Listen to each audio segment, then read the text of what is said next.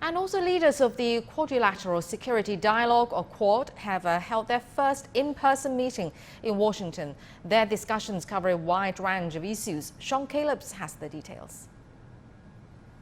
Washington is gearing up to host member nations of the Quadrilateral Security Dialogue, known simply as the Quad. In this time of the pandemic, it will feature rare face-to-face meetings here in the United States with leaders from Australia, India, and Japan. While the name of the organization carries the word security, this is not a military group. This meeting is about a host of wide-ranging issues. U.S. President Joe Biden wants to lead the group in discussions on COVID vaccinations, especially for poorer nations, ongoing issues regarding climate change, finding a way for the four countries to team up on cybersecurity, as well as the dramatically changing political landscape of Afghanistan. But topping the list will be discussions about China's continued growth and what some nations see as a concern about maritime navigation through the South China Sea. China is growing and, in the process, is becoming much more powerful and strong. Although China has never done anything to disrupt commerce going through the South China Sea, the U.S. is especially concerned because somewhere in the neighborhood of $2 trillion worth of U.S. trade flowed through the region back in 2019. China and the United States have also seen their relationship suffer. Former U.S. President Donald Trump engaged in a costly tit-for-tat trade war with China during his 4 years in office. And relations have not thawed since Biden took office. While all member nations of the Quad have their differences with China, the group supports cooperating where they can on such issues as climate change and aggressively competing in other sectors such as new technology. China has had its issues with the Quad, most recently saying in reality India, Japan, and Australia are simply pawns for the United States, essentially doing Washington's bidding. The Quad actually grew out of the horrific 2004 Asian earthquake and tsunami that killed hundreds of thousands of people in the Indo-Pacific. And even with so much of its focus now on China, there is no question that the organization is still developing. Sean Calebs, CGTN in Washington. And Indian Prime Minister Narendra Modi has begun a 4-day visit to the U.S. He met with U.S. Vice President Kamala Harris at the White House complex ahead of today's Quad summit. And Harris thanked India for the decision to resume exporting COVID vaccines. Back in April, India stopped those exports as it battled against surging infections. Modi is expected to address the United Nations General Assembly. He is also scheduled to attend a special Quad security summit with leaders from Japan, Australia and the US. Ravinder Bava has more details. Well, the 3-day visit of Prime Minister Narendra Modi is fully packed. He will be addressing the UN General Assembly, will be holding bilaterals with President Joe Biden and also attending the Quad summit. President Biden will host Indian Prime Minister on 24th September, and it will be the first in-person meeting between the two leaders after President Biden took charge. Before embarking on the visit, Mr. Modi said that he will review the India-US Comprehensive Global Strategic Partnership with President Biden and exchange views on regional and global issues of mutual interest. Afghanistan and broadly, counter-terrorism will be part of the agenda for bilateral discussions. India is concerned that Afghanistan will become a safe haven for terrorists and a base from which they can step up attacks on the Indian territory. Before he began his journey, Mr. Modi said that the Quad summit provides an opportunity to take stock of the outcomes of the virtual summit in March this year and identify priorities for future engagements based on the shared vision for the Indo-Pacific region. He also mentioned that he will meet his counterparts from Japan and Australia to take stock of the strong bilateral relations with their respective countries. He will address the UN General Assembly, focusing on the challenges of COVID-19, issues like counter-terrorism, climate change, and other issues which impact the globe. And we now go live to our correspondent Phoebe Amoroso in Tokyo. Phoebe, hello there. Japan's Prime Minister will be attending the Quad summit. So first of all, tell us about Japan's position on the key issues.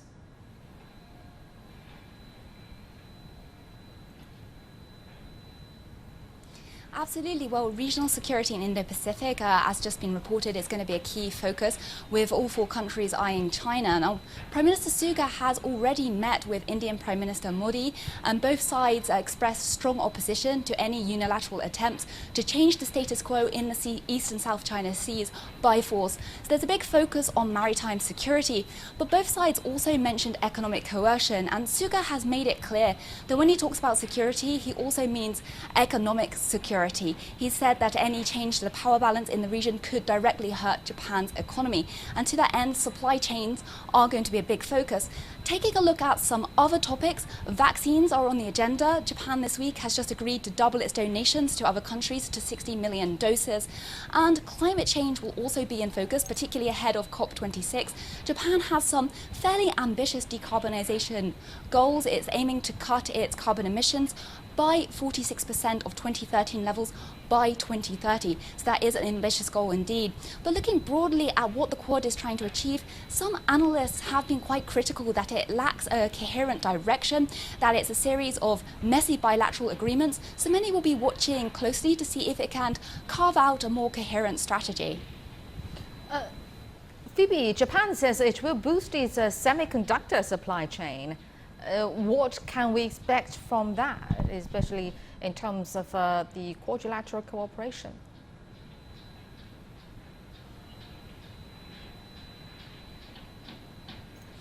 Absolutely. So secure supply chains are a big focus.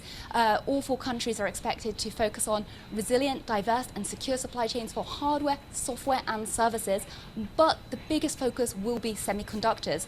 Now, the US and Japan account for just under 30% of the global chip making capacity. With Japan, it has a big focus on memory chips and sensors, whereas the US is more specialized in chips processing, such as Intel. Now, all four countries will be looking at how they can work together, how they can cooperate in order to build up that supply chain, as well as, of course, protect their national interests. When it comes to Japan, it has a huge strength domestically in advanced materials for making chips. It has a global market share of 60% or more for around 70% of advanced materials. It is a key export sector, and so it may be looking to grow that even further. We'll have to look at the discussions and see how they proceed. Indeed. Thank you very much. Phoebe Amoroso reporting from Tokyo.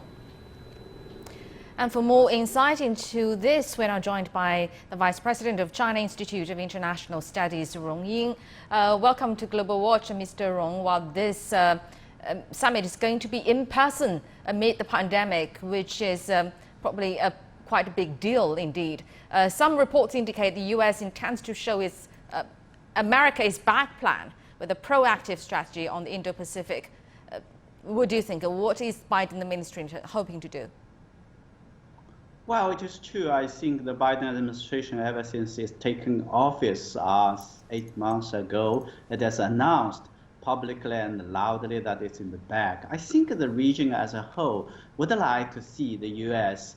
Return to the diplomacy and make more contribution. In other words, the United States back is a good thing, but it is supposed to back to make contributions, not make troubles. I think having a kind of block to form a kind of a clique or small groups like the Quad is not as welcome development for the region, certainly I think for China. Mm-hmm. Well, of course, they're going to talk about the vaccine distribution or production, etc., and also high tech. But I believe those two are not on the very top of their agenda.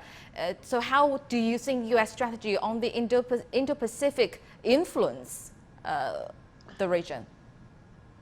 Yeah, I think there are a lot of speculations and reports that in addition to the security sort of elements, there are other areas the Quad is going to cover, like the pandemic, fighting the pandemic, the climate change, cyber securities, and also the resilience of supply chains.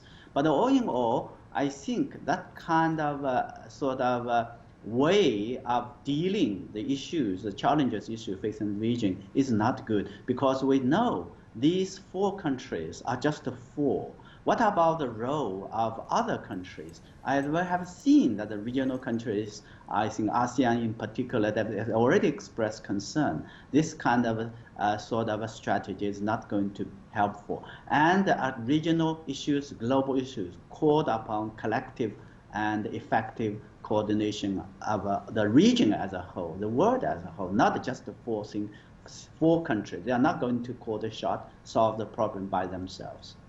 But before this Quad summit, AUKUS alliance and also the AUKUS Pact especially was quite catch a lot of people's attention indeed.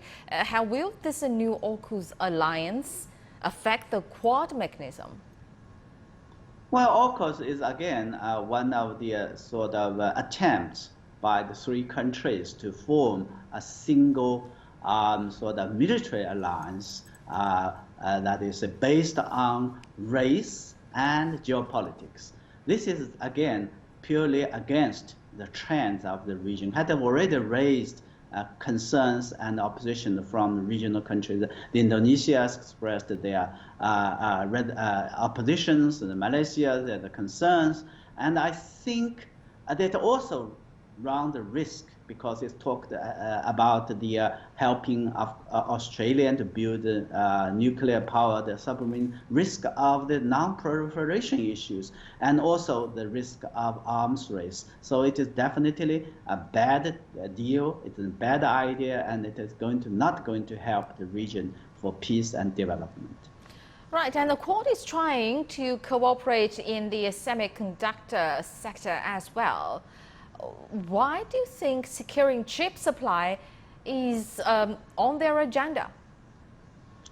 Well, certainly the chips is a very important part for high tech, and not let alone I think the data use like mobile phones and others. And I think that, again, this has to be sort of worked out. By working with the region as a whole, because they're already that kind of supply chain that benefits all the countries. So the 4 countries working as one group at the expenses or excluding the other countries will bring the lot of countries out of that group, which is again not being helpful. And China is one of the most important certainly countries around the line of the supply chain, and by excluding China to achieve a decoupling is not help economically, and certainly it is not a good idea even in terms of geopolitics. So you mean not only on semiconductor, actually they are going to have their own, or to open their own supply chain on every aspect?